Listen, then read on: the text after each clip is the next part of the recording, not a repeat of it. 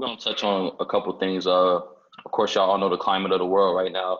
We're gonna get to that like toward the end, but right now, we're just gonna talk about, you know, really black men in the creative space and how we reshaping the blueprint, how people view us, and I'll probably say like different standards that we break in, and we just reshaping the mold, man. It's a lot of people in here that are shifting the paradigm. So we're just gonna touch on that today. We're gonna get a little bit into like what they do specifically, and then we're gonna take some questions from y'all at the end. Yeah, that's pretty much it, man. So I'm gonna let these beautiful people on the panel introduce themselves.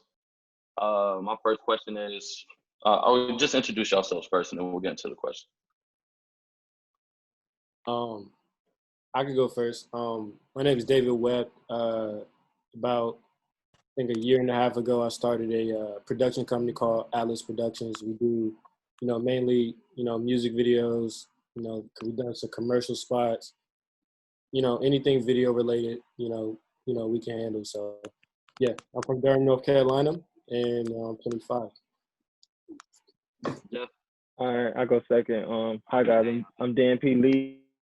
I'm a fashion stylist based here in New York. Originally from North Carolina. Been styling for about 5 years now, with mainly my expertise. I usually style male talent and menswear. So, yep, that's that. Word up. My name is Nate Lewis. I'm 24. I'm a writer and editor at Hypebeast. I write mostly about music, style, and just anything pop culture. Been in the industry maybe about like 3-4 years now. Where you from, Nate? I'm from New York. I was born in the Bronx, New York. Okay. I live in Jersey now, but I work in the city still. Right. All right, so before I get into any questions, I'm gonna introduce myself. My name is Frank Jackson. My artist name is Frank Have Mercy. I do music, I design. I'm also the creative director for F. Mercy Studios, clothing line that I started probably about 5 or 6 years ago with one of my partners. So we'll get into the first question here. People kind of touched on it a little bit, but so the first question is what do you all do? And I guess we'll go in the same order that you introduce yourself, so we can keep it so we all don't all speak at once. So if you just want to touch on like what do you all do, and was there ever any expectations of what you're doing in your career now? Yeah, I guess to start, what I do is I'm a director and I'm a producer. I used to, direct a lot of music videos, but now, ever since I started the company, I'm more of a producer. And I guess what that entails is that, I have 5 directors under me now. And, I basically put videos together, for, different clients, et cetera. So essentially, you come to me and, I'll help you, build a production around, whatever idea you have or whatever the client, wants to do. We can make it happen between, basically all the major cities in New York, LA, Atlanta, Miami, all of that. So that's what I'm doing now. And what was the other part of the question? Was there ever any expectation going up of what your career or profession should look like? Yeah, so I remember when, I'm from, my company is based in New York now, but I'm from North Carolina, and, I grew up in a very traditional family. And, I feel like most people in the South grew up, in a similar way. Like, my dad wanted me to go to the military or, my family is full of athletes or, people that get different type of jobs and those type of things. And I guess when I was younger, I felt that I always knew I had a lot of creative ability, but I felt that, I had to kind of fit in some of these roles. Like, when you hear, like, when everyone's around you, I feel like you are a product of your environment in a sense. So when everyone's around you saying like, yo, you should get a job, or like when you go into school and they say like, oh, like, you should, what do you want to be? And, maybe director or producer or anything like creative related might not be on that, list of like things that, you would want to be when you grow up.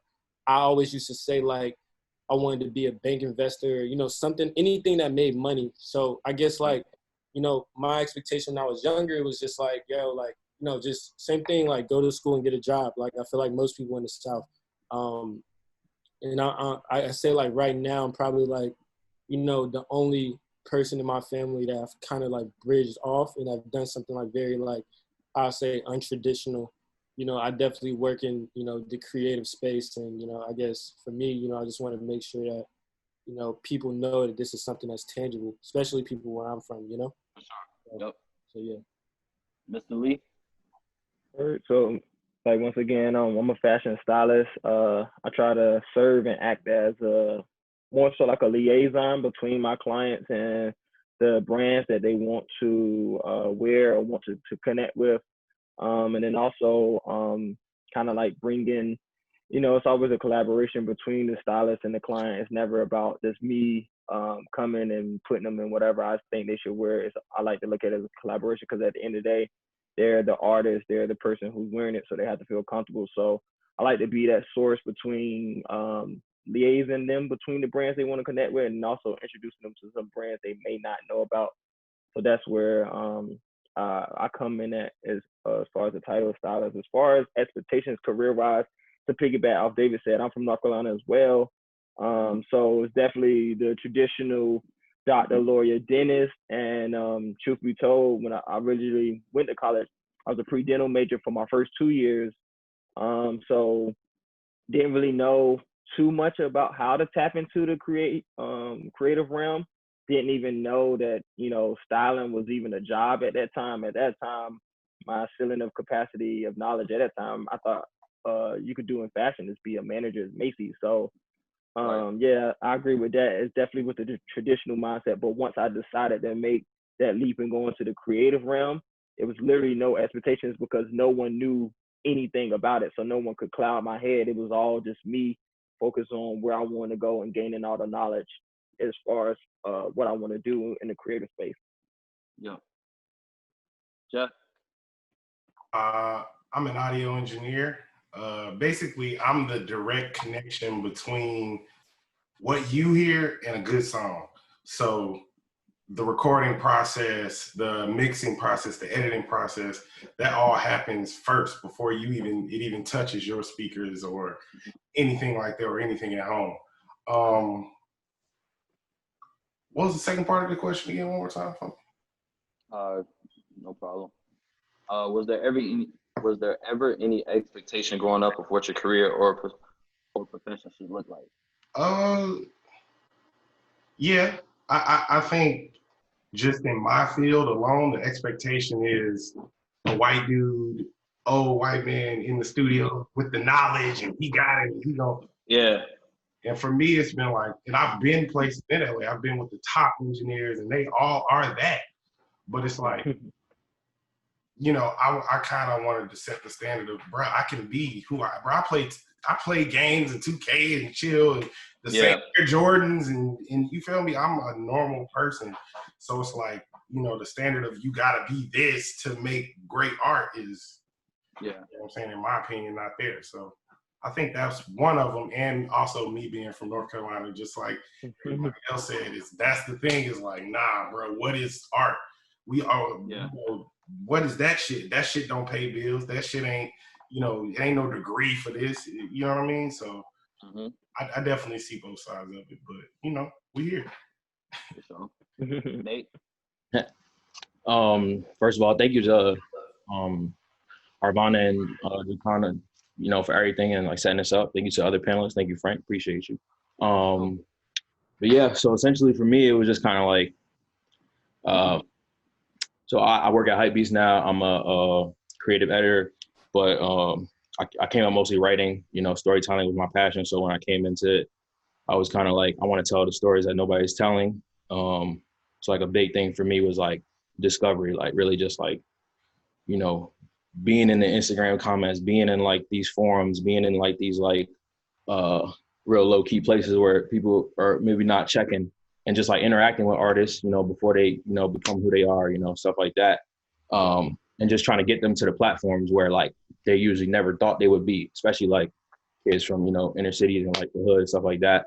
So it was like, for me, it was like, if I could bring these artists, you know, and get them some shine. It's like, you know, hopefully I am pushing something forward, whatever it is. I don't think there was a blueprint for what I was trying to do essentially. But in the media space in general, yeah, of course, it's like predominantly white, especially writers and editors, predominantly white. But I also knew like I essentially just had to, I spent like years just like watching the field, like being on Twitter, like looking for editors, looking for people, just stuff like that, building these like small creative communities and stuff like that. That's how like I knew YBN Corday before he like maybe had a, he popped, because we were in like the same small creative like community on Twitter, you know, stuff like that. How important is it as an editor to get a relationship with the artist before you start writing on them? Yeah, man, I think it's most important, because also for me, it's like, that's another thing. Like, if you come to me with something, it's like, it almost makes me not want to write. Like, if you're like pushy about it, you know what I'm saying? Like, if you come with me with something and just want me to like listen to music or like take in the art, whatever it may be, whatever medium it may be, and, you know, build a rapport with me, like, that's how we can start to build, you know? I can give feedback, you know, you can give me your thoughts, et cetera, just things like that. Just being open to that, and then building from there, because you know, personally, like I love to like be able to pick my own stories and stuff like that. So I don't like, you know, when artists are like trying to force things on people. And like, again, I also understand that artists have to be out there, you know, I do understand that, but I think there's a way to go about it. For sure. So yeah, I don't think there was a blueprint necessarily, but it was just about, you know, I was in school, so that kind of really school for me was buying myself the time and like the tools and like the understanding of how to like finesse and get into the game and stuff like that. So that's really what it was for me, building like my own blueprint based on like my own journey. Right, man. I think what you all got in common is you get paid to give your opinion on a specific lane of art, which is really cool. Because mixing a song, you never really finish, bro. You just kind of gotta abandon. Like, all art, it's never really done. You just gotta kind of abandon it. So it's pretty cool that you all in that realm. Next question is, what's the biggest risk you ever had to take within your journey? We can go in the same order. Biggest risk I ever had to take. Mm-hmm. I don't know what the biggest one was, but I feel like when I was in I went to college for 3 years, and like basically like my last year cheat code, I basically switched like all my because I was a main campus student at UNCG. I basically switched all my main campus classes to like a main campus online classes, whatever. So it was like, you know, when I was first starting off, I did that so I could get like the refund check money and, you know, the housing money and all that stuff. And I ended up going to live in Miami with, you know, some artist friends of mine at the time. So I feel like for me, like taking risks, like even before that, taking risks has just always been in my DNA, you know what I'm saying? So like, I can't tell you like, you know, probably like what was the biggest one, but I'd say like, you know, doing stuff like that before, like any opportunity that I ever had, I always, you know, just went after it, even if it was a slight chance. Like my whole philosophy is like, you'll never know until you find out, you know what I'm saying? So, you know, anything that, you know, any opportunity that comes up, you know, I try it and then just see how it goes, you know, for the most part. So, you know, throughout my life, just like, you know, different parts for, you know, finally leaving school and kind of doing that, to, you know, me chasing different type of artists while I was in school, to even now, then moving up to New York, never really being from New York before, to, you know, just walking into different spaces, just walking in with, you know, the utmost, you know, confidence, as much as, you know, bringing my 100% to everything. It's kind of like, you know, me taking risks, because I feel like you can't really grow unless you take risks, you know? And that's, for me, that's, you know, anytime that I've been able to change or level up in my life is because, like, you know, I'm willing to make the sacrifice like every single time, you know, no matter what happens, what's in front of me, like, you know, what's going on in my life, like, you know, if it's a chance, I'm gonna take it. And, you know, I say for the most part, it's paid off like a lot, you know? So For sure. There's that. I don't know if that directly answers the question, but Yeah, it doesn't matter, bro. We're here to have a conversation, honestly. Like, you touched on what you want to touch on. That's the most important thing. fine. Yeah, I would say the same. I can't really pinpoint any big risk. To me, honestly, a lot of times I've tried to change my perspective on how I look at my career, and I try not to look at things as a risk, more so just taking a leap of faith. So to me was the start. I think any creative, any idea, any that you're really passionate about, anything that you want to really do, to present it to anyone could be a risk. So to me was moving to New York. I moved to New York the day after I graduated college. I graduated East Carolina University on December 18th, 2015, and I moved the next day. I gave my pops my car. I turned, I gave my people some of my stuff to take home, and then I just went up north to New York with a cousin of mine, and I slept on a couch for a year and a half, just interning and assistant, and trying to get into the spaces in New York, connecting with different people, trying to intern, with different people, so I can kind of like get my foot in there and see how styling really works on a major level. So that'll probably be the biggest risk for me, Honorable. So I think my answer is very similar to Dan's in a lot of ways. It's like, taking that jump, that risk, like, all right, look, I got to do something because it ain't coming from here. You know what I'm saying? Mm-hmm. And I think in my journey, it was a little different because, I was stuck in between two things. I was stuck in between moving to Atlanta. I went down there, one of my friends, he ended up being like, his cousin was like the head of 12 studios down there. And that was Rick Ross's home studio. So I met Ross on that trip, like, oh shit, like perfect, this is crazy. But prior to that, I had visited a friend who took off and moved to Chicago. And I was like, all right, I'm gonna go up there, visit, you know what I'm saying? Shit was so cool. Shit was so crazy in Chicago. The energy was so up. And I told my friend, I was like, y'all think I want to move to Chicago? And everybody was like, fuck no, what are you doing, bro? Hell no. Like, LA, you could go here, you could go there, wherever. Yeah. So it took an OG, of mine to just be like, hey man, go where the love is. You know what I'm saying? And that OG, his name is Bink. He's an amazing, incredible, legendary producer. He was like, yo, like, fuck all that. Excuse my language. Fuck all that. Like, go where the love is, bro. Wherever you feel in your heart, like, you gonna turn up. And, I look back at all the people who said what I told you, like, yo, you tripping. And it's like, damn, like, you doing your thing. Like, not to hate on anything they doing or they got going on this, but it's just like, it's just a cool moment to just, trust wherever it is. So it starts with the jump. Everybody in here, wherever it is, jump. Wherever the fuck you gotta go, jump. Just go. So, yeah. Yeah, no, it's definitely, I pretty much agree with what everybody was saying. Like, same type of thing. Like, there was no, my parents, my mom came here. She's an immigrant, like, came here with nothing. You feel me? I'm Dominican. So it's like, it's a lot of pressure being first generation, especially going to school, whatever it is, people know, especially any Black people in here, so it was like, for me to pursue something that was not set in stone or like doesn't have a direct path and kind of like chase those dreams or whatnot was a risk in itself. But I think in doing that, like, it motivated me more to want to go after itself, and build my own path and, take this writing industry. And then I think another part was like, when I first got in it, like 2016, a lot of like the media landscape was shifting. So like a lot of stuff was going to video, like people, want to get short snackable content, people want to get video content, people want to get content that they can easily digest. And it's like, oh, I'm writing long form, like interviews, long form stories. Like, so it's like, I had to be even better to get my, stuff out there. I had to, take it to the next level. So I think that was a big risk in it.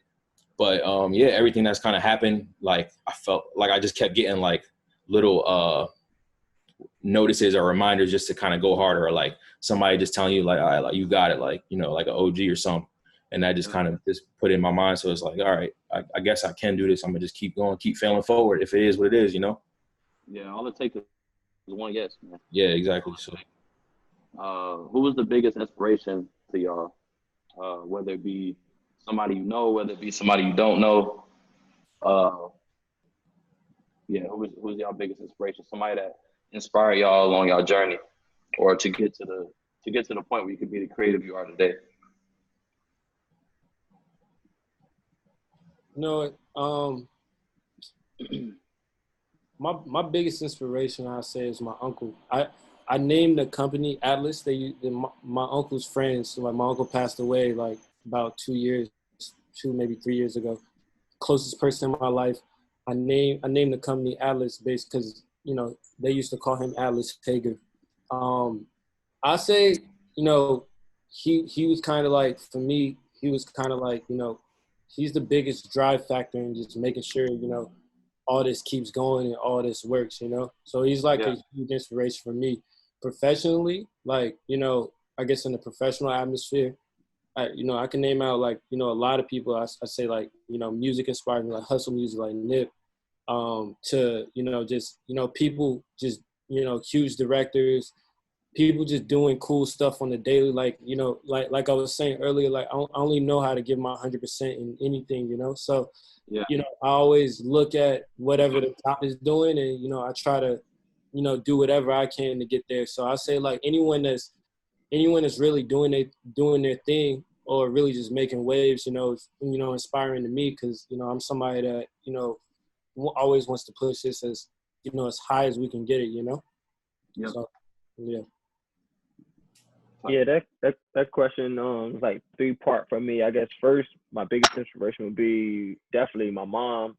She died when I was 7 years old, but my mom was from Queens, New York. So my mom was kind of like really into fashion. She was into the cool leather jackets and the new Nikes and stuff. So those years with her definitely inspired me more, because I definitely remember her put me in a lot of cool clothes, and she would have my aunt send stuff from New York for me to wear. So that was like definitely my biggest inspiration. As far as professionally, it would be one of my first mentors by the name of Rachel Johnson, who is she mostly known for being LeBron James stylist, and she styled a couple of athletes like Colin Kaepernick and Chris Bosh and different things. So she was one of my biggest inspirations, because when I started to dive into this creative realm and started to dive into styling, I never knew that people was getting paid to shop or style for these different artists, our favorite artists, our favorite NBA players, NFL players.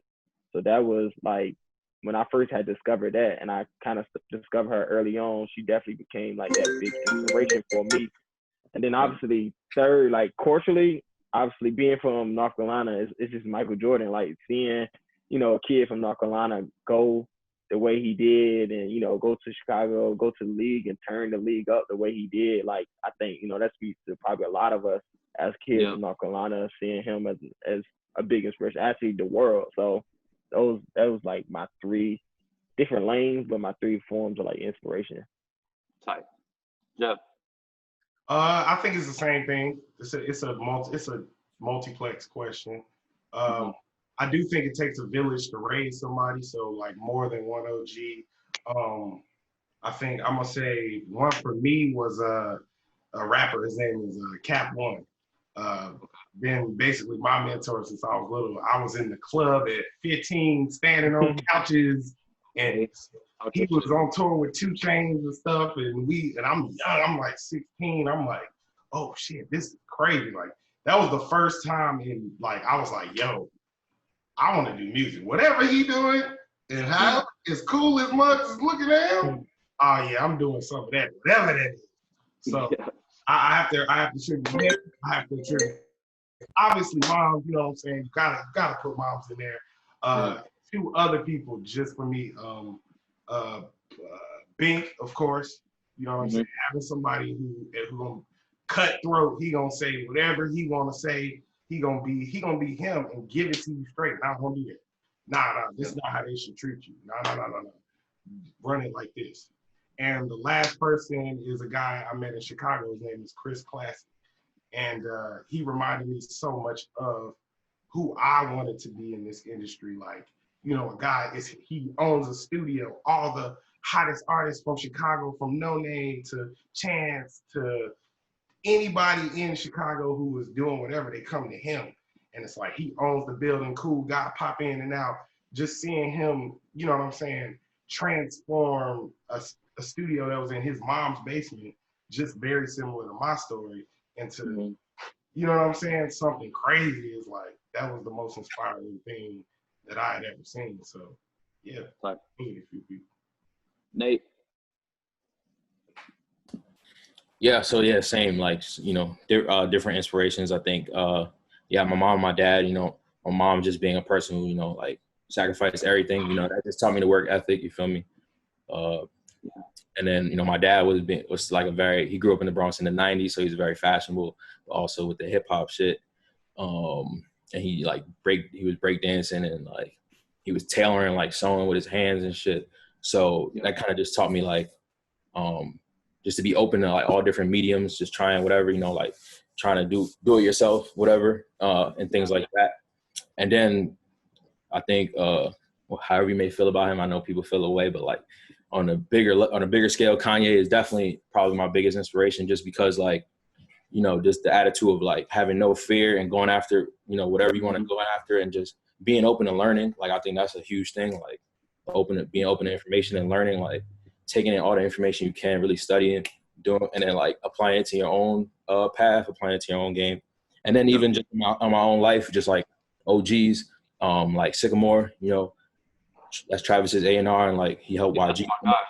Yeah, Sycamore, you know, he's the OG. Like, he was hustling mixtape DJ. He was the first guy to, like, at 21 to get an A&R job, you know what I'm saying? So I think him just like telling me like, listen, whatever you're gonna do, like be specific about it, and then like just keep on going with it. So doing that, and like even Jinx from Complex, he was the first person when I was an intern to just like fuck with me at all. Just like when I was in office, like talk to me, whatever.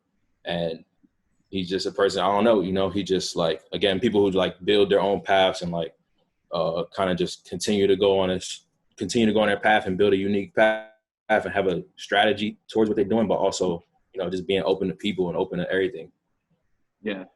I think that's so important, man. It's like when people get in these positions, for them to help people that are younger than them. Because you never know when you're going to need somebody to help you get up that ladder too. You know what I'm saying? So what I hear from y'all, it was always somebody that was older than y'all that, you know, that reached down and pulled y'all up with them, which I feel like is very important. The next question is like, as a Black man in America, was there ever any doubt that you could get into the field you're in? But because I know all of you are going to say yes, I'm just going to counter that question and ask, like, what helped you get past the point where, like, you know, where the doubt is in your head? Like, what helped you get past the point where you're like, I could do this. I could be a fashion stylist. I could be one of the biggest directors. I can engineer for the top artists in the game. I could write on any artist I want at the highest level. What helped y'all get past the point where you're able to do that?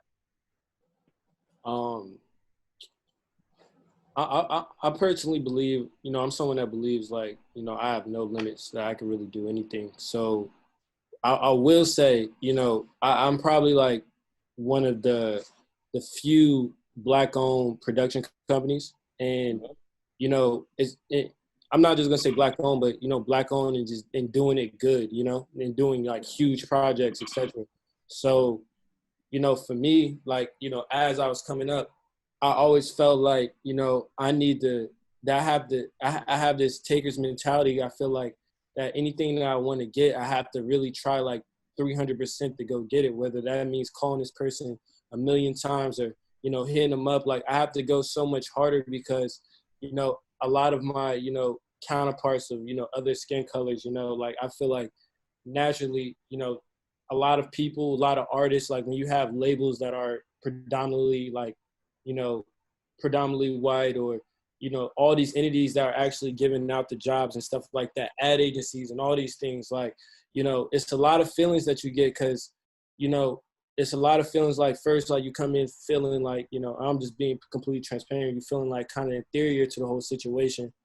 And then it's like they already like have so many other options to work with you for. So for me, to work with, so for me, it was always like, all right, cool. Like, I got to kind of keep a show and prove mentality.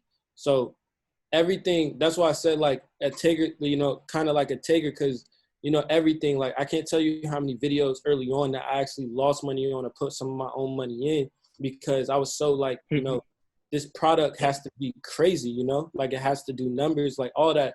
And, you know, now I feel like, you know, now that, you know, we've done the numbers, you know, we have two of the biggest videos in the world right now, that it's like, you know, it's kind of proven.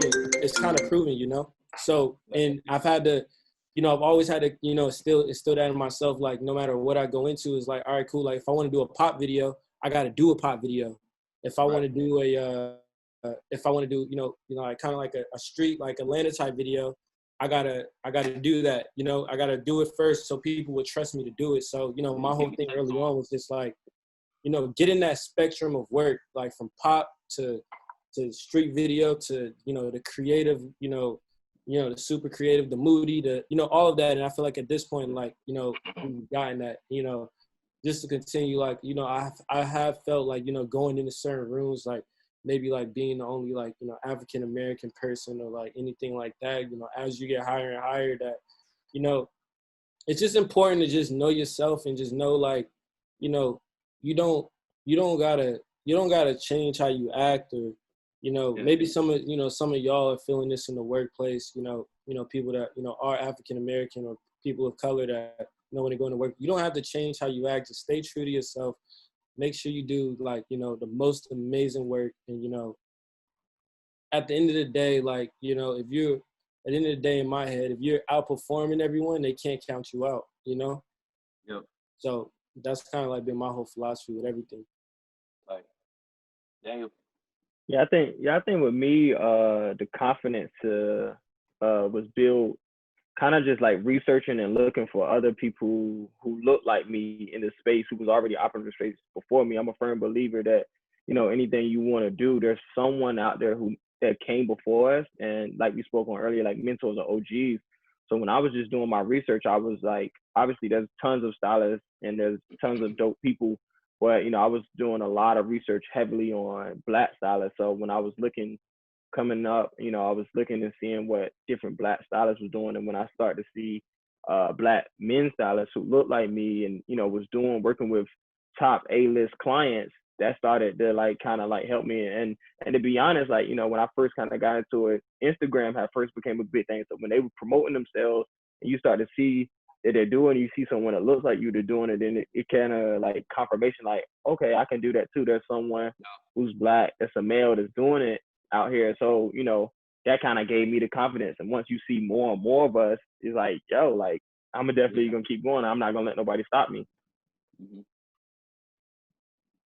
That's hard. That's basically, you know, where I'm coming from in a nutshell too. Is like, main thing was getting out of my own way and accepting that everybody that come with you can't go with you. You know what I'm saying? And you gotta have that belief that I can do anything I want on this earth.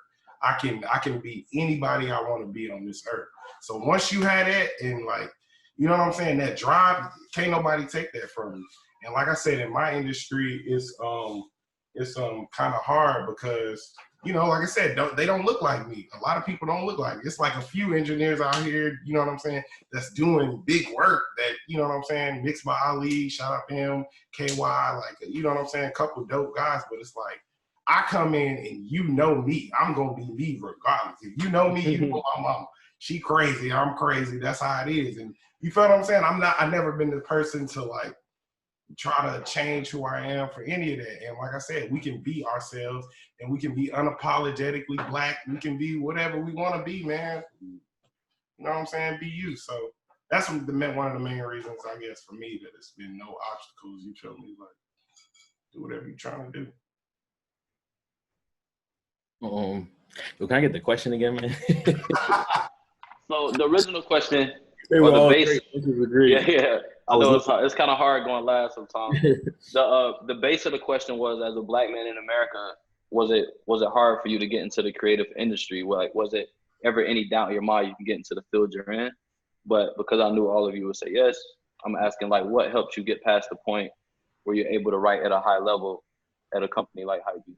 Oh yeah, for sure. I think so what helped me get past the point was, like, I think realizing that there was a certain a certain story and narrative I was trying to keep in line, which was like really like telling real stories. So I understood, like, the fact that a lot of artists like, you know, do interviews when they're in a press cycle, you know, things like that. So my goal was like, all right, to chase artists, and for example, to chase artists outside of the press cycle. You feel me? And like, I will be approaching artists myself. You know, usually most times you go through like editor, or you go through like managers, or like, you know how it goes, you know, go through all these people.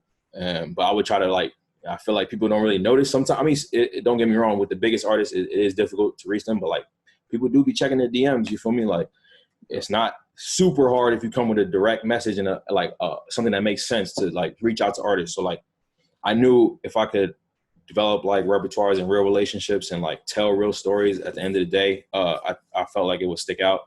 So even though I definitely had a lot to overcome and whatnot, I think what pushed me forward was like realizing, okay, like when I am doing these stories, like these are clicking, you know, like when I'm doing these stories, like this is this person's first interview, and like they telling their whole full story, and like really like people relating to it.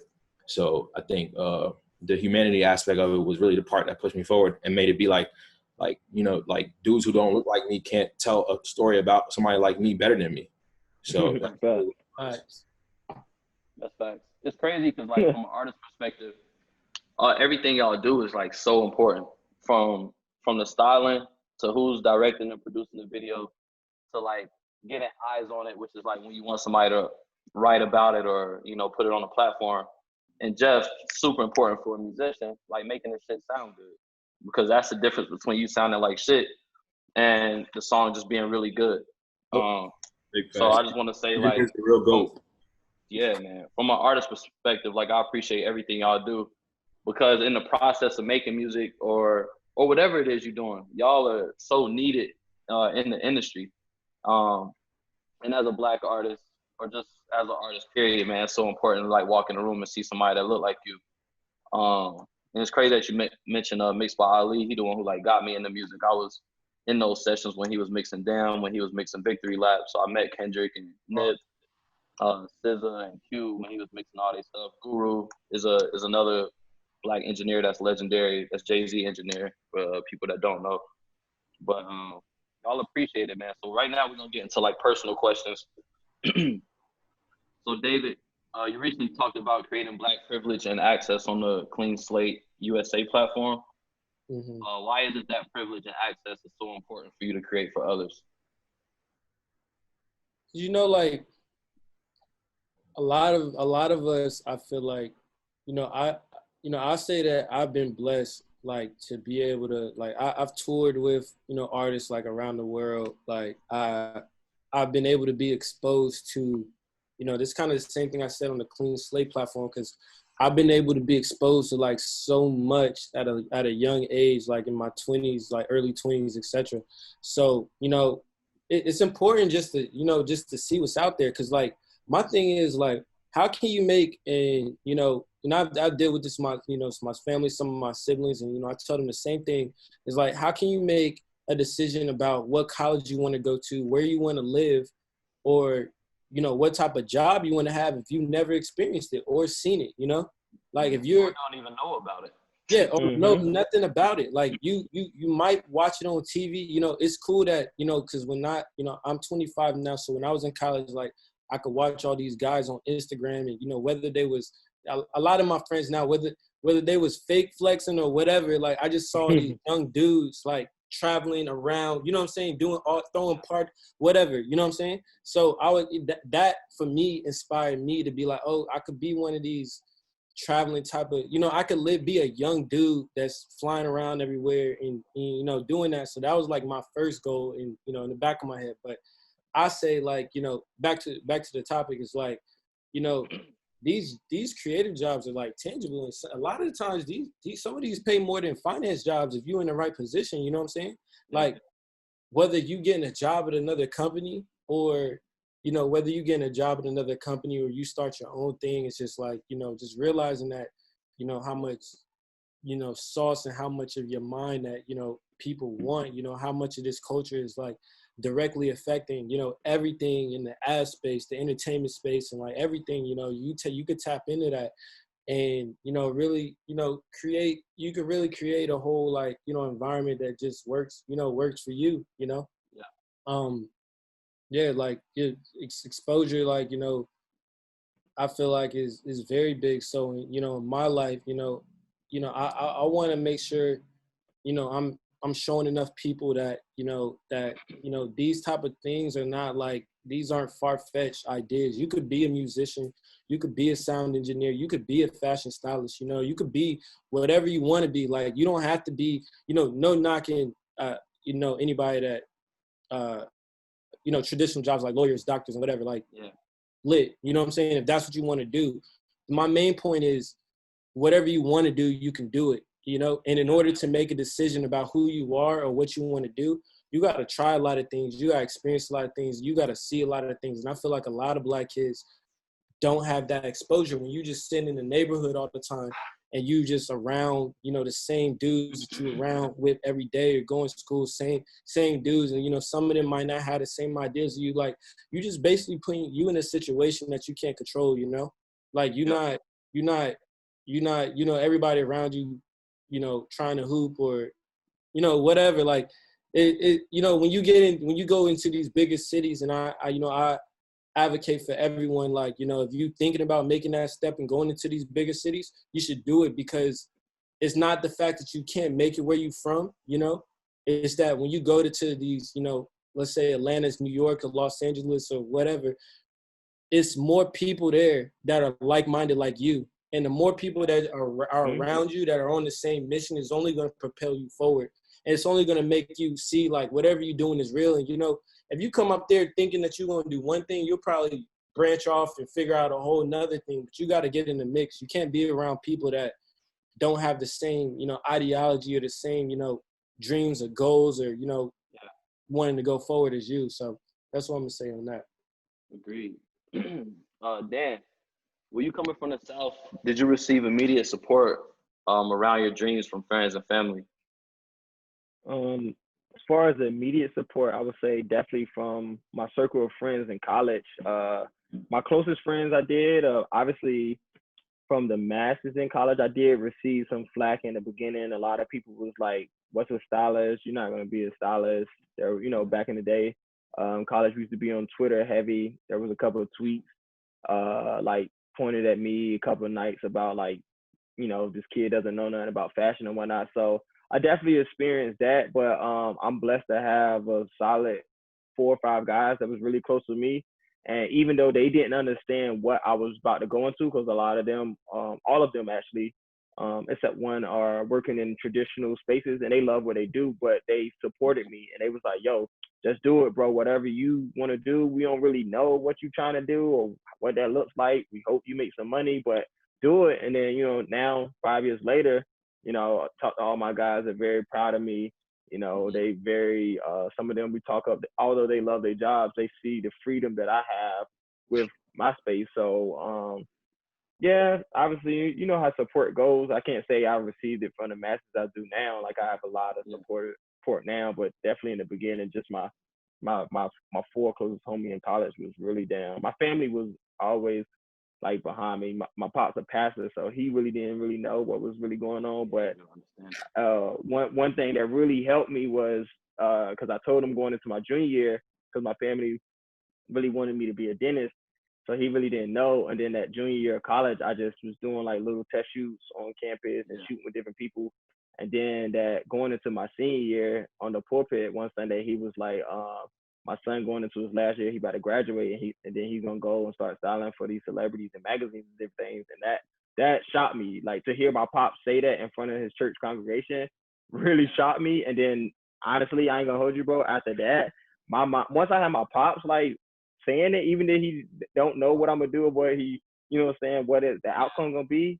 When he said he knew his son was gonna do that, I just all the limits was off then. Did you feel like it was essential for you to leave North Carolina? 100%, 100%. I mean, I love, obviously, we love our hometown, we love our home state, but I think every creative can speak to when you going into your industry, we know, and you do your research, you know that your industry has a hub where their job really gets done at. So a lot of us, we know it's the Atlantas, it's the LAs, it's the New Yorks, it's the Miamis. And then if you want to go overseas, you can maybe tap in London, you can go to Paris. So being that you know that how the creative world works is based out of these hubs. So once I knew that, I knew it was 100%. And then New York, to me, because I was between going to Atlanta and New York, for some reason, New York spoke to me, and you know, I came straight here. And then New York has, to piggyback off what David said, the exposure here, the ability to free think, to just come around and see people just get on the train and just do whatever they feel like they want to do today. It's like to have that mindset was like, wow, like that exposure, you know, because I never seen that in North Carolina. All I seen was, you know, working 9 to 5, go home. You know what I'm saying? If, you know, if you're into fashion and stuff, you'll get a little fly or whatnot. But you know what I'm saying, that wasn't really nothing too crazy. So New York was definitely important. I encourage all younger people, like David said, if you want to do something, do the research wherever your industry is based out of, or if it's, you know, it's hot at, it's definitely, you know, definitely might want to go there and tap in. Yeah. Jeff, if somebody would have told you you'd be a Grammy nominated engineer 10 years ago, would you believe it? And also, do you think awards is important in your field? Yes. Because I feel like, well, me personally, is I put the work in to get there. And that's just the nomination. That's not even the win. So it's like, I have the drive to get there. You know what I'm saying? And I made, you know, certain sacrifices in high school. Like, I had to be forced to go to prom. My friends was like, bruh, go to prom. Like, bruh, come out. Come get out the crib, bruh. Stop. And I've known Vanna for so long, saying she would vouch and tell you, like, these mugs had to pull me out the crib because it's like all I wanted to do was this. I knew in some way, yo, like this is gonna happen for you. Just do it now. Everybody playing now. Everybody joking now. Everybody partying now. Everybody at the clubs now. Everybody popular now. But you know what I'm saying? When it comes down to it, it's like, bro, like you gotta, you know what I'm saying? You gotta work. If this is what you want, this ain't the being a dentist. You know what I'm saying? This like you your own boss. You set your own limitation. You set your own schedule. So it's like, you know what I'm saying? That's the biggest thing right there. And what was the second part of the question? If anybody would have told you it would be a Grammy nominated engineer 10 years ago, would you believe it? And then it was another, I think it was another part. Oh, do you think awards are important in your field? No, I don't think they mean shit, to be honest. Yeah, especially because it ain't a lot of Black people on that Grammy panel. It don't mean like you got. I mean, I would say it is. Now, one thing I will say is it's a very cool thing to be appreciated. You know, especially for the process. Like, you know what I mean? Like, it's so long to mix, man. Right. I've been working out for the last few months. I've been in LA working on Samino's next LP. Yeah. And it's like with Ali. And the craziest thing is like the energy in that room was so amazing. Like when we finished the process, that it was like, bro, we know this is something big. Like we know it's something big. Like we don't care if we win the Grammy in 2 years or a year when it come out or whatever. But like sometimes you just like, damn, like this is dope. How important is it for you to be connected to the artist as an engineer to get a good mix? I think that's the most important thing. Yeah. Like if we can't have the first 15 minutes of any session of mine, if you come to record or we come to mix, it's a conversation. Like there's no way we can work on a creative or get to a creative space without a conversation. And it don't always have to be like, what delays do you want here at this part? Nah, it could be like, yo, what you was on today? Shit, I went to, you feel what I'm saying? It just starts from that. So I can build some kind of trust or rapport with you so we can, you know, come creating vulnerable. So it's like, it's hard to just come in like, all right, I'm making music, let's get it. You know what I'm saying? There gotta be some kind of vulnerability in it. So I would definitely say so. Nate, being a writer and content creator at Hypebeast, how do you maintain sticking to your opinion over like what social media is saying? That's interesting. Yeah, because I feel like there's definitely a lot of a group think that takes over, especially when you're in the media space and like, you know, all over social media and like, I mean, all over, you know, like Twitter and Instagram. A lot of groupthink takes over. So I feel like a lot of it for me is like having a balance between, you know, being online and being disconnected, so where I can like actually interact with the art or whatever it may be to myself or for myself. So like, yeah, literally like for me, it's like taking little steps is like not like waking up and not be like the first thing I do is going on Twitter, you know what I'm saying? Like, like maybe listening to some or like trying to read some, like some I'm doing more often now. And then like, you know, yeah, trying to form opinions before like you see a bunch of other people that you know forming opinions and things like that, because it definitely people fall victim to groupthink a lot for sure. But I think I also like to live with a project before I, you know, give it like how I feel about it or say how I feel about it, you know, a couple listens and really give it some thought and give it some kind of context, or like go behind the context of maybe what was behind the album or like what, you know, something like that. Trying to like. How often does your opinion change? Do you ever write something and then maybe a week later you're like, I really don't fuck with this album? No, for sure. Yes. 100%. There's been artists like that I've interviewed and like, now I'm like, dang, like what happened or something like that. But, yeah, no, the opinion definitely can change sometimes. I think, when you do more research on like an artist or something, like, I guess I'll give like an example of like someone like Sheck West in the beginning for me was like his music is very energetic, whatever, Mo Bamba, things like that. But then when you get to like really looking into the lyrics and stuff like that, like every like line he was saying was really part of like his life and like how he grew up and things like that. So it becomes more impactful. And I think it also makes it more interesting because it's like the way you told the story. It's like it's not so direct maybe, but it's still like imparting pieces of your story into the into your song or into your art or whatever it may be, into your design, whatever it may be. So the opinion definitely changes. I wouldn't say often. I feel like I go with my instinct most of the time, you know. But context could definitely change the opinion. So, yeah. Interesting, man. It's crazy because I feel like titles a lot of times confuse people on like what we do. And I'm just speaking for all of us. We all do something different, but I'm just speaking for the group. You know, like saying a stylist, it doesn't really capture like exactly what you do, because that can change a person's whole career sometimes. How they dress, how they look. You look at somebody like Billie Eilish, who her style was so just captivating. You know what I'm saying? And I think that was important. Same thing with being a producer. A lot of people don't even know what producing a video entails, bro. Like, you pretty much being the father for 20, 30 people, you know what I'm saying? Making sure everybody get there, getting food for everybody, making sure you split that budget up right. It's a lot of different things, man. Same with being an audio engineer. People think you just at the computer clicking buttons, turning the fucking kick up or turning the bass up. And not understanding that you got to do like subtractive EQing and all these different things that just take time, and that you need ear breaks. And same thing with writing, man. It's I feel like you got to be in such a good headspace sometimes to sit and write about somebody else, bro. That's hard to do. You know, anybody can sit and write about themselves.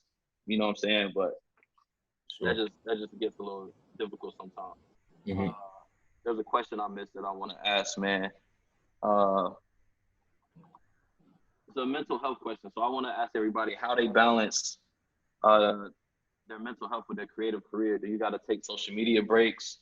Or, you know, I know there's times where you wake up and you don't really feel like doing anything, but you're at the service of other people, and, you know, you're dealing with other artists and other egos. So how do you guys balance your career and your mental health?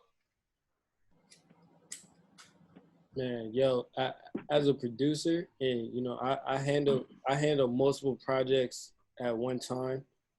It's like a lot of projects at this point. I don't think I ever get a break. You know, like if I walk away from my phone, no lie, like my phone will be 10 messages, people calling me. We hear it, brother. Yes, ringing. Yeah. So for me, like mental health, I don't know, like. I feel like I'm a mentally solid person. Like you know, what I do when I can, like, cause when we get jobs to travel and like go to like Miami or like, you know, any place like Jamaica or whatever, I always book like 3 days longer, you know? just cause like, you know, I make those workations happen, you know, wherever I can get them in at. I say sometimes like I play a lot of Call of Duty, you know, put my phone to the side and just do that. Cause at the core, like when I was younger, that's all I did was play video games, you know. You know, just anything like sometimes where I don't have to, you know, have to be on the phone or anything like that. I just, you know, I feel like, you know, you should take your you time when you can, you know, like wherever you can get it in. You know, I don't live as healthy as with lifestyle as I want to, waking up, exercising and all that stuff. But, you know, I say like little by little, you know, the more you do, the more you can delegate, you know, it's like, you know, you can free that time up to just, you know, do you stuff. But I say like, you know, I wouldn't stop. I try not to stop anything. Well, yeah, this is my philosophy. Like, I try not to stop anything you're doing. I'm a very big advocate of like making it happen in the fire. So like, what I mean by that is like, if you got a lot of stuff going on, if you got a lot of stuff going on and you trying to do more stuff, that just means you need to delegate that stuff and find a way that you're still getting that. For me, find a way that you're still able to get that stuff done and do what you want to at the same time, you know?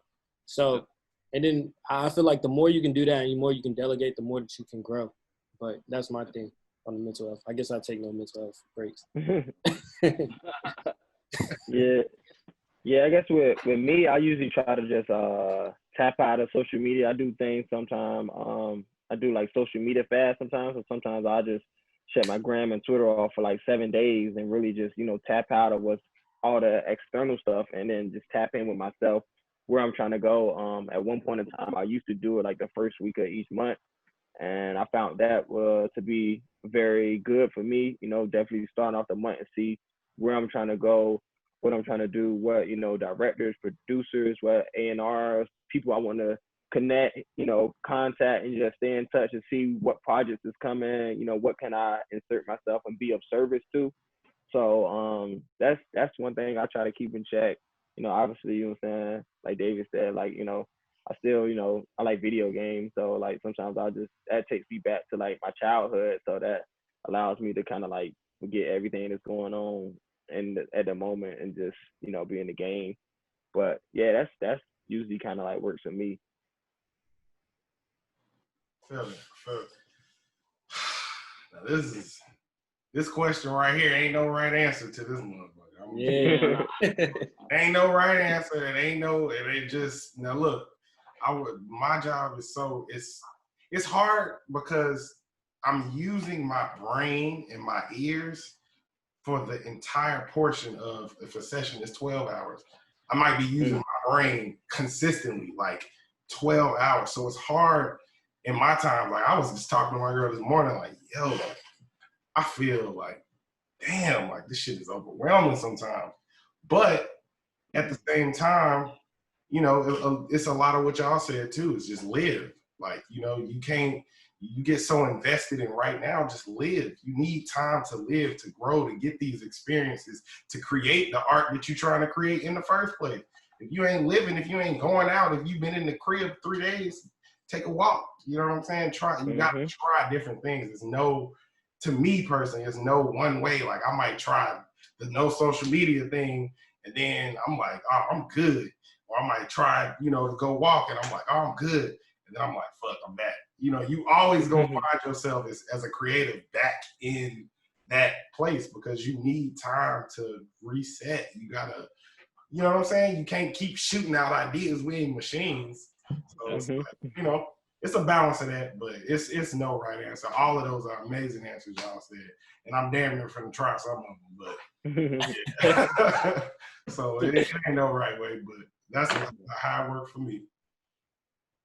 Yeah, definitely combination of a lot of those same things that were said. Especially, I guess, when it comes to writing, I think it's a very heady space, you know, and you have to be in a heady space for it. So it definitely, again, it's like anything, you know, it's up and downs. There's sometimes where I can't write, and I'll be just going crazy. So I'm like, oh man, I can't do this right now. Let me try again tomorrow. Blah blah blah. And you know, for the most part, I'm able to like get myself into a routine because now I have to write, so like I can do it. But yeah, there's ups and downs. I mean, I bounced around from like Complex to the Fader to Hype Beast, or to freelancing to Hype Beast. So there's a lot of spaces in which, especially as a writer, it's like, you know, you feel this creative passion or whatever, but you're not like the art. You're not the artist, and you're not like the designer. So like, there's sometimes it feels like there's only a ceiling of how high you can go, kind of. And that brings in self-doubt and all these things. But I think, yeah, the thing that has kept me going was just like, yeah, you know, like building up that ultimate belief in myself and building up that ultimate drive in myself, and being like, you know, like understanding like there's going to be messed up days. There's going to be days where I can't write. There's going to be days where you're not wake up and not feel great or whatever. But at the end of the day, like, you keep pushing forward, you keep moving forward, and you do have to give yourself breaks. You know, you have to, whatever works for you, you know. Yeah, taking walks is definitely something I do.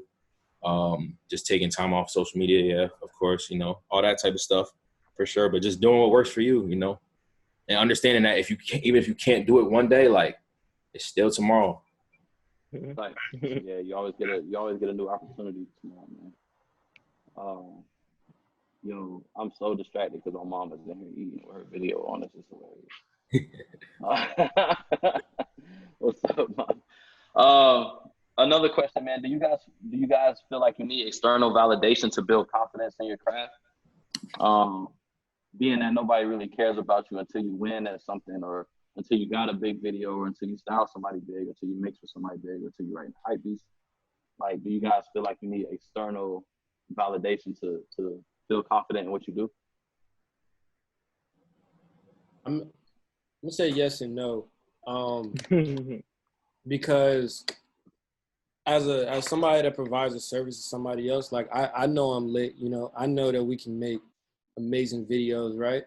But you gotta, like I was saying earlier, you gotta do it to prove it. You know what I'm saying? So yeah. External validation, like the accolades, and you know, the numbers and, you know, charts or any article or, you know, anything like that, for me, that, you know, it's always a great feeling when some work comes out and people give you their opinion on it, or you tell you how, you know, it affects. Because, you know, I feel like as, you know, artists that, you know, part of it is just, you know, giving yourself to other people. You know, it's like it's for you, but it's, you know, for other people sometimes. So hearing their opinions on different things is like, you know, when it's positive, or, just knowing that what you created has some type of impact or of any kind, you know, is always, you know, a great feeling. For me is, you know, when stuff drops, whatever size, whatever video it is, it's always like, you know, a high to see, like, you know, everyone like responding to it and like, oh, this is fire, like, this is dope, like, oh, y'all killed it, and all of that, you know, love, like. So I say, yeah, you know, it's important for me, you know, because you can't just be doing stuff and nobody doing nothing to it. I mean, maybe you can, but not me.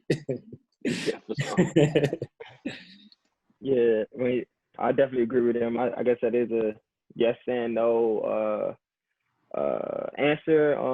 To me, obviously, in styling, I feel like there's been times where I've worked with for talent who, to me, I thought was more maybe, you know, bigger than the other, or maybe was more well known. And then the validation I got was I got more love on a project with someone who maybe was a little bit less known than the one that was more known. So then once you start to see that and see the love you get, you know, then that's the no part. But obviously, the external validation helps provide more opportunities and open more doors. Obviously, we live in a numbers world. We live in a world where people do pay attention to numbers, and people do pay attention to, you know, the spaces that you occupy. So, you know, I just see that external validation sometimes it's kind of like the networking doing itself for me. Like somebody may pass it on, like, yo, you know, my guy Dan is a really dope stylist. So if someone likes my work, I can only imagine they'll pass it to at least one other person, and ain't no telling who the other person they're gonna pass me to. And a lot of times,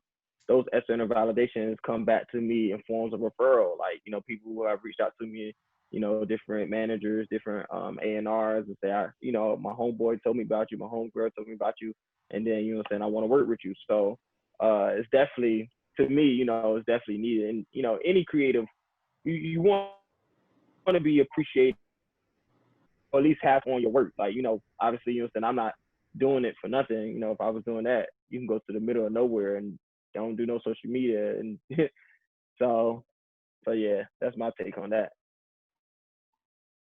Yeah, I'm pretty much the same way. Like, you know what I'm saying? It's a yes and no. It's like, would I still be doing this regardless of any of the validation? Of course, I love it. This is what I want to do, but it comes in a crossroad between being just okay and trying to be great. You know what I'm saying? You gotta at some point, and you gotta accept that validation. That's gonna help you, like you said. Like I used to be the same way. Like I'd be like, yo, nah, chill.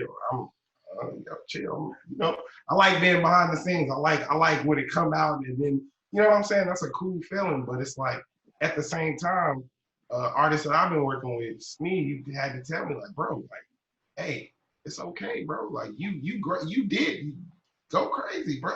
I'm trying to put you in these rooms. You feel me? So it's like you know what I'm saying. You're gonna be my first go-to. Like I've never worked with Thundercat or any kind of crazy artist. Like I'm like, damn, you really just showing that love. So the validation comes from a true friend. So and you're gonna meet those people along your journey anyway. So it's like as long as you aligning yourself with these people who care for the best interests of you, then it's like all that validation comes from them. You feel me? One candle don't lose no light like another. So it's like, you feel me? You just putting people on. So I think the validation works, you know, in both spaces. I would say. For sure, I would definitely agree. Same type of thing. You know, you don't want to be doing things for no reason, of course, but also at the end of the day, I think you have to kind of build something in yourself where you're satisfied with yourself and, you know, your work. And I think it's hard because it's like my opinion has somewhat changed because I think when I was coming up and everything, like I was trying to like, one of my main goals was like getting artists, like hood artists onto like whatever, like Pitchfork or like, you know, these like white establishment, like media places and places with legacy and things of that nature. And I'm like, man, if I could do that, like that's amazing. But now it's kind of like, you know, it's still something I'm working through, but it's like, am I helping the artists more? Or helping the publication more? And now like within the space we working in, you feel like you kind of have to be more conscious of like, you know, like you don't want to be putting people out there to get exploited, you know, but you do want to tell their stories. So, you know, it's a balance of everything. Of course you want the validation, but it's like thinking intentionally about everything we do. And, you know, like I try to place people like in places where I know they'll get visibility and like somewhere where it just makes sense, stuff like that. So yeah, I think, you know, you have to do it for yourself at the end of the day and whatnot, but understand that like there might not have been people there in the beginning, but if you keep like be consistent and like keep doing your thing, like people are going to attach onto the wave. And another thing is like building communities like not only like you need the mentors and like those people up top, but also you need those people who's in the same space as you, like moving at the same pace as you. You need those people that you could build with, you know, and build these communities online or, you know, in real life, whatever it may be, and build from there, you know, like continue to, that's how you build your vision and understand what you want to do. And then, you know, build from there and like people going to catch on, you know, if it's real, people going to catch on. Yo, do you guys think? Can I add something? Mm-hmm. Yo, I also want to say, like, because I know, like, you know, a lot of creatives might struggle, you know, when you first coming out and stuff like that. Don't be afraid of the judgment and the validation. You know what I'm saying? Like, get your stuff out. You know, like when you working on something. I know a lot of people that, you know, are perfectionists that, you know, try to say like, you know, working on something, you know, behind the scenes for so long or whatever, and then just be like, oh, it's not perfect enough to put out. Really, I feel like what they're saying is like, you know, you're scared to be judged because like every one of us, like when you put something out on Instagram or anything like that, like you putting yourself out there for someone to be like, oh yeah, that's dirt, or like that's fire, you know? It could go either way. So, you know, I say early on, you know, one of my things is, you know, always to try to like, no matter, because when you start to do something, 9 times out of 10, the first things you put out is going to be trash, you know? And that's okay, you know, because what you need to know in your mind is like, all right, cool, like that's trash. What did I learn? You know, let's make it better. Cause like, you know, one thing for me is like, even today, you know, like I feel like I've been able to keep pushing forward so fast because like my philosophy with everything I do is just to make the next thing better than my last thing, no matter what the budget is, you know? So with anything that you're doing, like you making art, making music or whatever, and it's just like, oh, you make something, it's like, all right, cool, how can I make it better? You know, after you put it out, like what you put out is not going to define you for the rest of your life. You know what I'm saying? Like your portfolio work is like, you know, whatever you keep putting out or whatever, like everybody got to start somewhere, and don't be afraid to start. Don't be afraid to be judged, because at the end of the day, you can always make whatever you put out, the next thing you put out can be better, you know? So Yeah, most of the time people won't even care about the next day. We're dropping that heat. Gems. What? So, do y'all think social media numbers, like impressions, are more important, or is impact more important to y'all? Impact. Yeah. Definitely the impact. Yeah, definitely impact.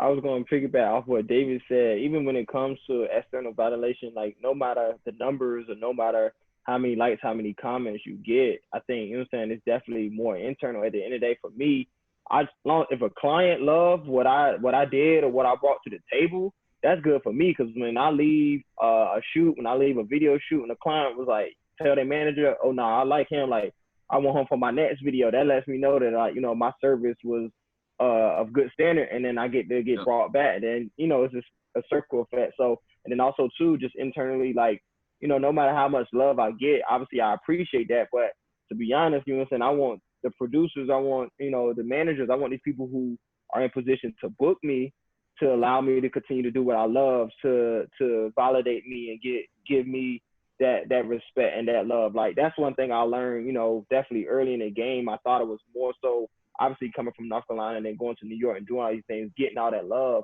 But then, you know, about a year or two in, I'm like, none of that matters if this other young manager who has a talent and looking for a stylist don't even know who I am or don't even know to tap in with me. So that's where my focus has been the last 3 years, you know, in my 5-year journey. Like I want to know the people who are in position, who are calling the shots, who are booking talent, who are looking for stylists. You know, it's that validation means so much more, because that's where your check finna come from. Yep. Agreed. Sure. I think I feel like, you know, for everybody it has to be, you know, dependent on yourself. It has to be individual. I think there's no right, wrong answer. I think like, you know, like he said, like I like the behind the scenes things more. I like being behind the scenes. Like, you know, Clarence Avant is somebody who, like, I watched the Netflix documentary, The Black Godfather, you know, like people don't know who he is, but he did so much thing, like, you know what I'm saying, put on Quincy Jones, like right hand man, you know, made so much amazing music over the years. And it's like, but the people who's supposed to know who he is, you know what I'm saying? So it's a balance of, you know, figuring out if you need visibility, if you don't need visibility, and like building your brand towards that. You know, something like, for me, it's like, I don't feel like I need to be the loudest in the room, but like when I do drop some or when I do some, you know, hopefully it's like, it's really going to be impactful. And I know if it's good, you know, it's going to be good. And I think in the beginning, that's something I had to learn. Like, I don't think people get a little too caught up on support instead of like working on the craft and just really like working and like understanding the right moves and the right people that you need to be really in focus with. It's like your friends, you know, like I love my friends, you know what I'm saying? But sometimes they don't even know like what I'm doing, you know, and that's okay. Like I don't need them to, you know, necessarily like, you know, as long as they support me and like love me and be there for me in the real moments, it's like, I don't need that visibility like online or anything like that. It's like, do what you do for you and do it do your best work, build your craft and like put it out there and people gonna relate. So if you guys give a piece of advice to someone you would mentor, what would it be? Say that one more time. If you could give any piece of advice to somebody you are a mentor to, what would it be? Just, you know, don't be afraid to try. You know, I've told my little brother this a long time, and, you know, I hope he doesn't get mad about, you know, me sharing his story, but you know, for him right now, he's young. He's in his 20s right now, and he's from Durham also. And you know, he's had a hard, you know, he's been trying to like find himself. You know what I'm saying? But in order to do that, right, you gotta just you gotta try a lot of things. You know, like when I was starting off, like I tried to be I tried to throw shows. I mean, Jacana know, 'cause she went to my college. Like I tried to throw shows.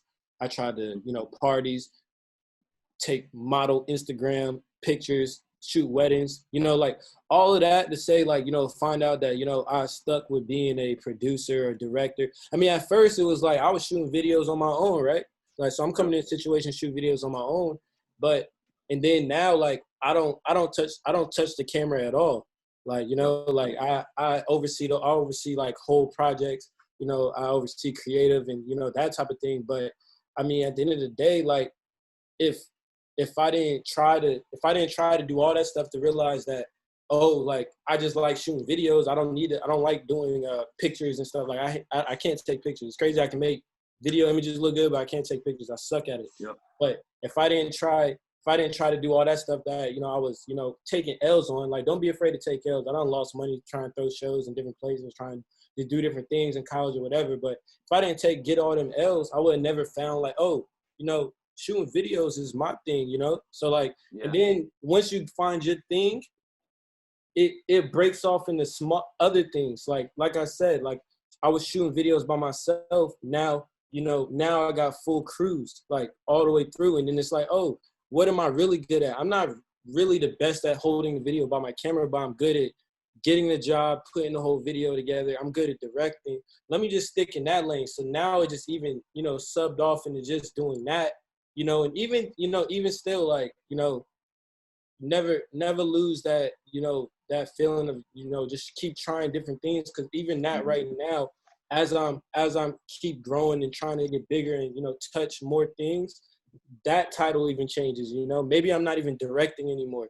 Maybe I'm overseeing producers now, you know, like I'm doing a lot of that now. So it's, you know, just don't be afraid to, like, you know, try take L's, like let it be goofy, you know what I'm saying? Like, you know, make sure you have to do all that to find what you like to do, you know. This is just like your parents trying to put you in like ballerina class, basketball, tennis, you know, like all those things, ROT, you know, whatever, like all these activities, they doing that. People say they doing that so you can maybe like, oh, cool, like I like basketball, you know, and then you run with that. But it's the same rules apply with, you know, chasing your career. So, yeah. Yeah, I always like to when people reach out and, you know, ask for advice for things, I always like to tell people research what exactly you're trying to do, and, like, you know, kind of get an idea of like how you're trying to do it. But then also in that my main thing that has blessed me in my career is just to seek mentorship. Like, you know, if you were able to find a good mentor who, you know, been in the game for a couple of times. Like I was blessed to come in. I had a mentor who's a Black man as well, who's been a stylist already for 15 years. So I was blessed enough to have that mentorship. And, you know, it was, I had to chase him down for 2 years, just emailing him. So I finally got a response. But I wasn't going to give up until I had found, you know, a good solid mentor. So I'm blessed to have that. And then once you do get into that space, when you are able to gain mentorship, just, you know, just listen. Like, one of the main things I like to be transparent is, in my beginning, I think a lot of times I came to New York and I was very ambitious, and I kind of thought I knew a lot. And I thought, you know, sometimes in spaces I would like maybe overspeak, or sometimes I would think, you know, my mentor would say something, I think it should be like, do it another way. But I've learned, you know, doing this process, just to listen, especially to people who've been there before you, because it's definitely going to like pay off in the long run. And then, you know, once you get into a position where I'm at now, I'm able to like kind of call my own shots. And then now I have, you know, assistants and interns who work for me, so on various projects. So those my three things I try to tell people. It's amazing. I think for me, if I was to give advice to anybody, it would be to relax. God ain't through with you. That's the main. That's the main thing I could like. It's been so many times in my career where I was like, I want this and I want this and I should, and you start to almost feel entitled. Like, I've done this and I'm doing this. Why isn't this working out? Bruh, relax. You know what I'm saying? Take your time to get yourself together. And if you're not there yet, it's okay. You still learning. You know what I'm saying? Like you can't sit here and put all this unnecessary pressure on yourself. You see all these people doing this and you looking at them and you ain't even looking down at what you're supposed to be doing. So, I mean, if that's the best advice I possibly could give to somebody is because I don't know everybody's story, you know what I'm saying? So I can't necessarily say do this or do that, but at the same time, just, bro, relax and just, you know, bruh's universal, just for my women too, bro. Y'all, bro, too, everybody, bro. Just don't ain't personal. But yeah, you know what I'm saying? Just it ain't over. The story ain't finished being wrote. So just keep changing into whatever you need to be until you find out what you want to be.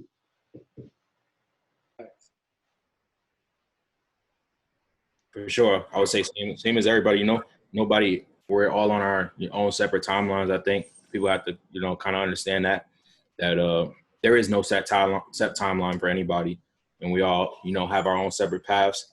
I think a lot of it is just kind of, I think it starts with finding yourself, finding out who you are, like what you like, really like what David said, really trying like as many things as possible, you know, and like giving it a go, like giving it a shot, seeing what you could do, seeing what sticks with you. Even if maybe you're not the best at it in the beginning, if you like it, you know, you work at it and you do what you can. But yeah, I really just feel like it's just understanding to build your own pathway.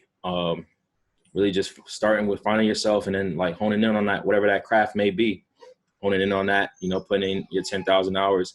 I think a great thing I've learned just as a writer personally, I think for any advice for writers, I think is like, and I'm still learning it, is like editing, like learning how to edit yourself down. Because, you know, you want to say so much, but it's like, you want to make sure everything you say is powerful at the same time too. It's like moving a song forward, you want to move a story forward, like every line's supposed to make sense or move the story forward. So that's how I kind of like carry my life. Like everything I do is like trying to move the story forward, you know, and even if it's a mistake or it's a failure, you know, like that's part of it. It is what it is. And you just continue rolling with the chapters. Yeah. And the story is never finished till it's finished. You feel me?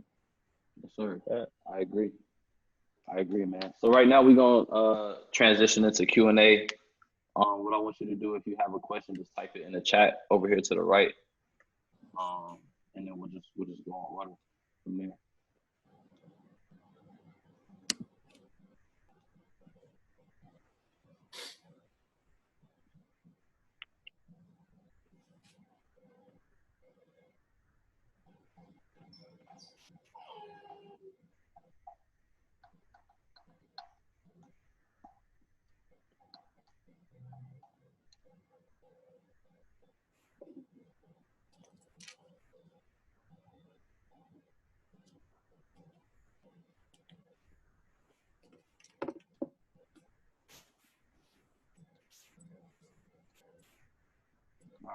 All right. Jacana, we're gonna skip over your question because you cheating. So we're gonna take Trey's question. What are the do's and don'ts of reaching out to offer your skill for free? Yo, do that. Like, yo, what? Yo, Yeah. You do that, bro. Like, if you get too worried about the bread, yo, first of all, this is not about money, you know. I don't let nobody, you know, we have projects that we make mad money off of, but I don't work with people that are just worried about money all the time, you know what I'm saying? Because if you're just worried about that and not the art or the product, then there's no way you can grow. So, like, as far as, like, reaching out and doing stuff for free, it's like, yo, maybe you're into like the person that you want to work with for the job or, you know, whatever it means that, you know, you reach out to them like, hey, yo, give me a chance I could do this for free. And maybe, yo, honestly, yo, maybe you end up doing it for free for him for the rest of your life, but just make it beneficial for you. Like the person that you ask to do something for free, make sure that person, you know, has something. Yeah, like he lit or has something that you want. So like, or maybe like some accolades that you want. So like maybe you know. Well, I think more what he asking is like touching on what Nate said is like somebody might reach out and they're a little too pushy. So he probably just trying to figure out like, you know, what's some do's and don'ts, like when you're reaching out to somebody. If somebody reaching out to you for a video, you know what I'm saying? Oh, for free? Or for whatever. Just reach like for whatever, bro. Oh, I mean, yeah, if somebody reaching out for video for free, I mean, I don't know. You gotta revise that question. 'Cause I don't want to answer the wrong I would. Like, I would just. I'm gonna let somebody else answer, and I'll come back to it because I'm not understanding. Yeah. Jeff, I want to let Nate answer it since he was the one that said, you know, he got some do's and don'ts. I want to let him answer that. Oh yeah, no. I mean, I would just say, you know, treat it like. Treat it like. Sorry, dog. Treat it like, you know, just kind of you know, trying to like, not like fake make a friend, but like literally make a friend. You know what I'm saying? Like, yeah, in terms of like being like letting a person know who you are, and then like being there, being like, you know, not so pushy as in like, yo, like I could do this, but like you could be like, you know, these are the things I do. You know, if you ever need anything, you know, just let me know. Like I'll love to help, something like that. You know, just not like spamming people and like stuff like that. Really, like I would say, if somebody doesn't get back to you in like 2 days or something, like it's okay. Like just, you know, chill out. Like maybe hit them in like, you feel me, like 3 more days. You know, it's just like, yeah, it's a balance, but just understanding like social cues and stuff like that. You know what I'm saying? Like that's something I went to school for, like communication, like just understanding like how to like converse with people and like how to approach people, and like, you know, don't be too much in people's space, but also just, you know, be able to show them like, you know, you're here if they need you. All right. Next question is. Oh, go ahead, Dave. Yeah, I can answer that now because I get what you're saying. I'm annoying, you know. Like I say, like my dad told me, it's not a no until it's a. So you don't count yourself out until somebody literally says no. They're not responding to you. I say like, yo, it can't hurt, because the worst thing that you could say is no. Like starting off, I'm in mad people's DMs. You know what I'm saying? I'm still in mad people's DMs. If someone even presents the slightest opportunity of like, oh, we could potentially do this or whatever, email or whatever, I'm going to chase that lead until it's a no, till somebody respond to me and be like, oh, it's a dub. So, I mean, for me, you know, like, you know, my thing, I say there's like, you know, I say just keep reaching out, keep going, keep reaching out. It can't hurt until someone literally be like, oh, yo, you're being annoying. Yeah. Yeah, I think every situation differs. You feel me? Like in certain fields, you definitely, you feel me, you have to keep being at it, being, you know, reaching out, not being afraid, you know. And like he said, that's true. The worst thing somebody could say is no. Yeah, it's definitely not gonna kill you to get a no. Next question from Shakila, excuse me if I mispronounced that. As creatives, what can we do to make the creative market bigger in our smaller cities / hometowns, so the younger creatives don't feel obligated to have to move to a bigger area such as NY, LA, or ATL? I think it's I feel like it's on us, as far as like the younger generation, who are, a lot of us, you know, especially all of us on this panel right now, are young in our mid-20s, to kind of like, at some point, I know we all probably have aspirations of going back to our hometown and developing some type of establishment or some type of hub, so people can create, you know, people where we from. So I think, you know what I'm saying, I feel like there's people who's doing stuff like that. I feel like you see people where it's like a J. Cole, after he, you know, he built himself up, and now he's back in North Carolina doing a lot of his creating. You see, I'm sure there's other stories of different people after, you know, they got to a certain level, they're going back to their hometowns, and they're going back to the cities that they're from, and developing like photo studios, you know, recording studios, you know, sometimes going back and, you know, blessing young kids with equipment like cameras. So I think that's a large part. I mean, obviously, you know what I'm saying, the way, you know, the world's created, like people love the big lights and the big cities. So you know, your New Yorks, Atlantas, and LAs will always kind of like thrive. But I think it's just on us to, like, you know, once people get in position to be able to take the knowledge that you gain and take it back and develop like, you know, creative hubs in your hometown. A question from Chloe. How do you make sure the work you've done is positioned in front of the right people you want to work with, not just your friends? It's that simple. Is you're gonna have to do something in your life to where you move or make some kind of movement other than what you've been doing. Because obviously what you've been doing is to your friends. You know what I'm saying? So you got to go out in the world. And that also ties into even to the last question. Like, you can't do nothing for everybody here until you go out and make it for yourself. So you can have that platform to actually make change or you know what I'm saying? Like, you just be here forever. And like, it's sad to say, but like, jump. That's what I think. It's important to do stuff for the people around you too. Like, just do it until it hits that ceiling, and you gonna know when it hits that ceiling. Where it's like everything start moving in a circle and nothing's really changing for you, whatever. Because you gotta get that portfolio some way, somehow. You know what I'm saying? You gotta get that practice, and the best way to do it is with your peers at the time, the people around you. So, yeah. Yeah, I think obviously when you're trying to take it to the next level, like I said earlier, like when it comes to like research, like no one kind of like trying to find out the people who are in position to kind of like book you for your talent or your creative, or the people who will bring you in, allow you to be a part of or like a project. Like for me, at one point in time, I was trying to reach out to an athlete and I couldn't get through to the athlete directly through socials and whatnot.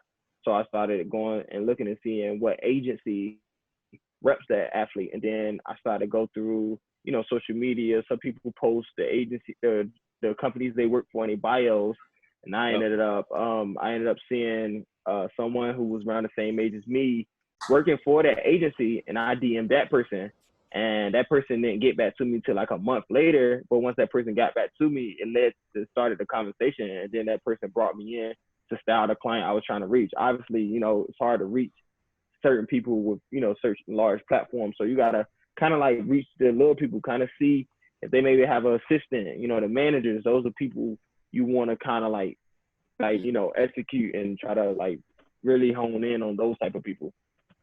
For sure. Definitely. Go ahead. No, go ahead. Okay, cool. Go ahead. Am I good to ask the next question? Yeah. Okay. Do you guys believe in backup plans, or do you feel as though they may distract you from your original plan? I don't believe in backup plans. Like, you got a backup plan, and for me that means you don't believe in yourself. You know what I'm saying? Like, I mean, I know, actually, I know everyone has different situations. Some people might be taking care of their family, or anything like that. I feel like even if you're doing something else that's not what you want to do, like, always have that in mind. Like, you working like some job that you don't want to work, and you trying to push forward in like some creative, or just get into the field that you're trying to get in. Like, just make sure you put in make sure you put in them hours in to do what you want to do, on top of like giving all them hours to someone else at the same time. But always keep in mind like your main goal. Mm-hmm. Cool. How do you choose your interns? What's important qualities when looking at someone's portfolio, specifically styling? I mean, in styling, what I've seen a lot of people don't really check portfolio, and I say that so I don't want to hinder anyone who feel like they don't have a portfolio when they're reaching out. Yeah. I think in styling, this is a very hands-on industry, so a lot of people just looking for people who are just willing to work. This is very hands-on. The timing of my work is not like constructed in a 9 to 5. Sometimes there's been time I've been in and fitting at midnight, 1 a.m. with a client fitting for clothes. So it's like, are you willing to be available to be up at 1 a.m. and then to finish, by the time we finish the fitting and pack up and leave where we at, it's 2, 3 a.m. So it's just, are you willing to work? Are you willing to be available when, someone is in need? And like, one thing I've seen is once you get in the door and you show you ready to work hard, you're just going to keep going up. Those are people who definitely stick around in this game. Right. Do you feel like college benefited you where you are today? I'm asking for anybody that went to college. I mean, I can answer. Yeah, you know, I feel like I went to school for business admin. I can't say that I learned anything from college. I mean, I'm not going to take that away because you do learn stuff from college. I feel like if I would have went to film school, if I would have, you know, went to something specific to like what I actually wanted to do now, I probably would have learned a lot.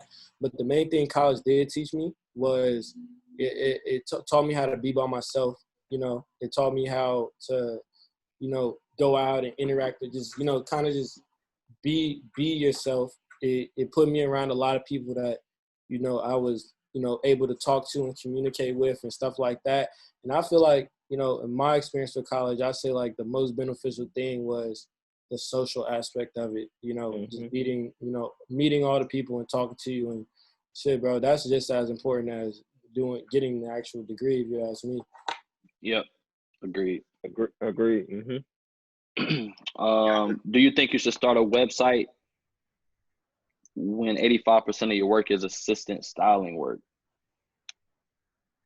Yes, I think you should. I started a website ever since I was in college when it was like really, really small products, and we look back on our work now, and obviously that work was trash. And then I kept that website and promoted my assistant work. That's how the name of the game goes. Once you moving up, somebody wants to know what talent have you been around, what type of situations you've been with, and you know, I think that definitely helps.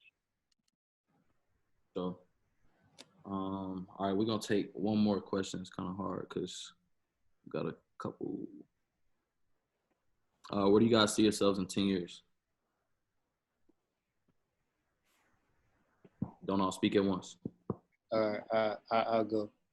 I want to do films. I know that's my life path, and I know that's where my life is going within the next like 5-6 years.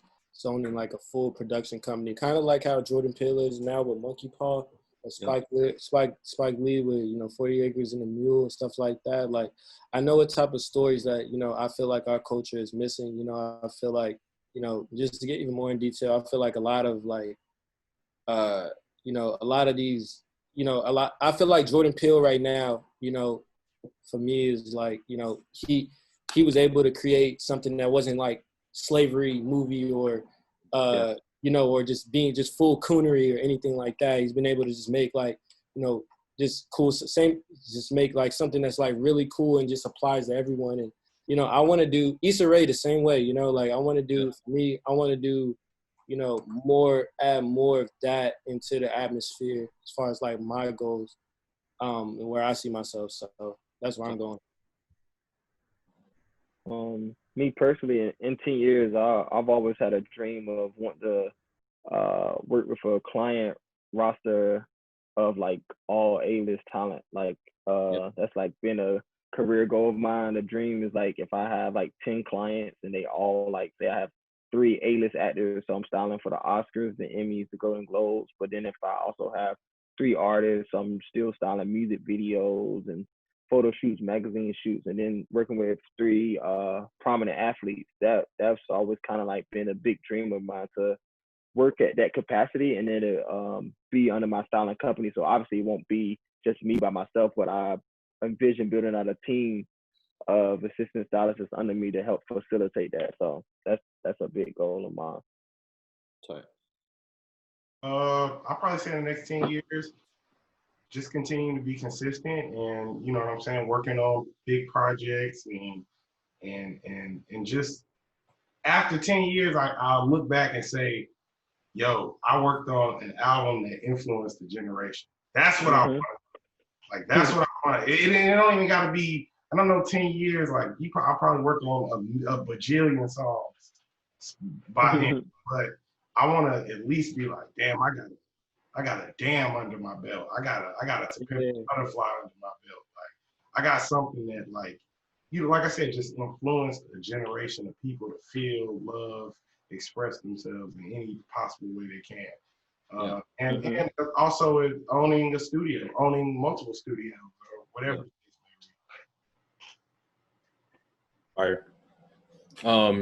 Yeah, I think for me, you know, 10 years, just continuous like growth, you know, upward progression, you know, like continue being a work in progress, you know, continue understanding like, you know, you can always get better, but you know, you do what you can. I think for me, yeah, it's like I hope to, with my writing, expand it, kind of be on some like Donald Glover, in which, take it into different mediums and like film, TV, screenwriting, but, also still helping out with music and, kind of shifting into more A&R role and like creative direction in terms of like bringing that storytelling to a higher level and like being able to build people's narratives and like artists and like fashion people or like whoever it is, even like young activists, organizers, like trying to pay it forward too. Like I'm trying to pay it forward, and help people who are trying to get in the game, maybe don't know how to, or like have opportunities to, stuff like that. Keep doing that. And yeah, just to bring it back also to the question about like college, I think that's like an interesting question for me because when I was in school, it was great for like, whatever, like practical purposes and stuff, but it just allowed me the time and space to like find what I like, have these conversations with these people. Like you come to this is the last place you're going to be in where you have like this specific common goal with everybody around you. So it's like a lot of different conversations, a lot of different shit that goes on. So taking that experience, like that experience is what, will build you more than the academics itself, like the experience itself will build you into a person and build you into like stuff like that. So I think college, even though you might not necessarily need it, if you are in it, like take advantage of like understanding the space you're in and the time you're in and like that opportunity to build these communities and stuff like that. But yeah, just going forward, hopefully, keep writing, build that into something further and just keep helping put artists on and like do what I can. Tight, man. It's really good. To wrap everything up, man, I want to thank everybody for coming. I think this was very inspirational to a lot of people that's on here. I know a lot of people have questions that they're not able to ask directly to people sometimes. But before we go, I want to get into the Know Your Rights camp. And we're going to put up a screen where you can donate to it. And I'm going to just give you a brief description of what it is. So Know Your Rights camp. This camp dedicates itself to advancing the liberation and well-being of Black and brown communities through education, self-well-being of Black and brown communities through self-empowerment, mass mobilization, and the creation of new systems that elevate the next generation of change leaders. These camps reside in Miami, Baltimore, and Atlanta. So you see the screen up on here right now. You could donate to it. And also in the chat right now, if you enjoyed the talk, man, please feel free to tag For the Future, by the Future. And the @ is Be Social Please on IG. They're gonna pick a winner from the people that tag it for a gift from Social Status. Yeah, man. If y'all want to say anything before we dip, I want to appreciate y'all for coming. Thanks everybody for tuning in. Yeah, I want to make sure I connect with everybody on this panel, so we'll just put that out there. Yeah. Let's make a group after this. What is that? I said let's make a group after this. All right, good. Yep. For sure. Let's do that. I think this shit is super tight. Everybody coming together to do this, so you know what I'm saying? All of us as well, bro. We gotta stay tapped in. Y'all are amazing, bro. A lot of y'all like, I'm just getting hip to, like, you know what I'm saying? it's cool as fuck to just see like other Black creators doing their thing. So, bro, tap in with me, bro. Oh yeah. Sure. I think I follow everybody. I think I gotta follow you, Daniel, but I think I got everybody else. But it was a pleasure, man. I appreciate y'all. Hell yeah. Everybody. All right, peace, fellas. Everybody, dope. Thank y'all. Peace.